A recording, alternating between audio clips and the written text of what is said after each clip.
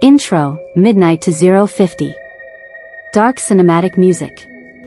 Imagine a place where over 40,000 inmates are locked behind towering concrete walls. A prison where there are no family visits, no workshops, and almost no chance of escape. Every movement is watched. Every hallway is guarded. Every door is reinforced with steel. This is not a movie. This is CECOT, the Terrorism Confinement Center in El Salvador, often described as one of the world's most secure and controversial prisons. But what is life really like inside? Why was it built? And has it actually made El Salvador safer? Let's find out. Chapter 1, The Country That Lived in Fear, 050 to 230. For years, El Salvador struggled with violent gang activity. Groups such as MS-13 and Barrio 18 gained influence in many communities. Extortion, murders, and intimidation affected the daily lives of countless people. At one point, El Salvador was widely reported as having one of the highest homicide rates in the world. Many residents were afraid to leave their homes after dark. The government faced growing pressure to restore public safety.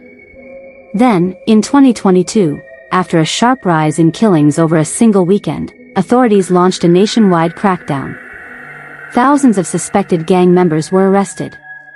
But there was one major problem. The country's prisons quickly became overcrowded. The government decided to build something entirely different. Something on a scale never seen before. Chapter 2, The Birth of CECOT, 230 to 430. In 2023, El Salvador officially opened CECOT, the Terrorism Confinement Center. Built in a remote area, the prison was designed to house tens of thousands of inmates under maximum security conditions. High concrete walls surround the complex.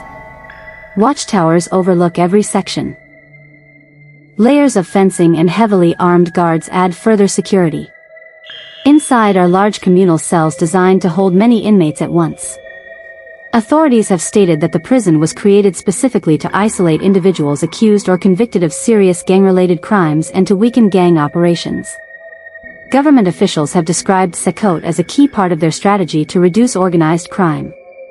Chapter 3, Life Inside the Prison, 4:30 to 7 o'clock. Life inside CECOT follows a strict routine. Prisoners sleep on stacked metal bunks. Personal belongings are extremely limited. Cells remain brightly lit for long periods, and inmates are under constant supervision. Meals are simple and designed to meet basic nutritional needs. Movement is tightly controlled. Exercise opportunities are limited. There are no ordinary recreational activities like those found in many prisons around the world. The focus is security rather than rehabilitation. Prison authorities have released images showing inmates with shaved heads, identical clothing, and closely monitored living conditions. Supporters argue these strict rules prevent gang leaders from continuing to direct criminal activities from behind bars. Critics, however, question whether such conditions respect international standards for prisoner treatment. Chapter 4, Security Like No Other, 7 to 9 o'clock. CECOT is built with security as its highest priority. The prison is protected by multiple checkpoints before anyone can even approach the main buildings. Surveillance cameras monitor nearly every area. Heavy steel doors separate different sections. Large numbers of security personnel patrol the facility around the clock. Officials have claimed that escape is virtually impossible due to the prison's design and security measures. The goal is not only to keep inmates inside, but also to prevent communication with criminal organizations outside.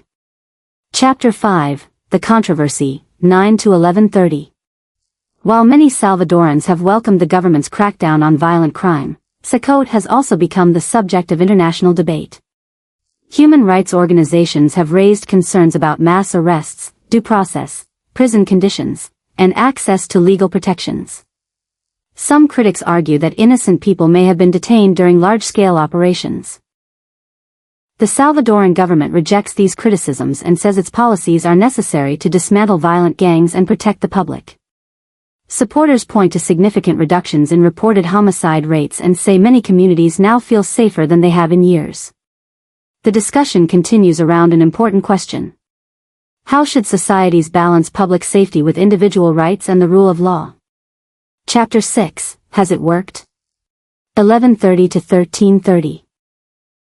There is little doubt that El Salvador has changed dramatically in recent years. Many residents report feeling safer. Businesses have reopened in areas that were once considered dangerous. Tourism has also increased. At the same time, international observers continue to debate the long-term effects of the government's security strategy. Can lasting peace be achieved through mass incarceration alone? Or will deeper social and economic reforms also be needed? Only time will tell. Outro, 1330 to 1500 hours. CECOT is more than just a prison. It has become a symbol of a country's fight against organized crime, and of the difficult choices governments face when confronting violence. To some, it represents restored security. To others, it raises serious questions about justice and human rights. What do you think?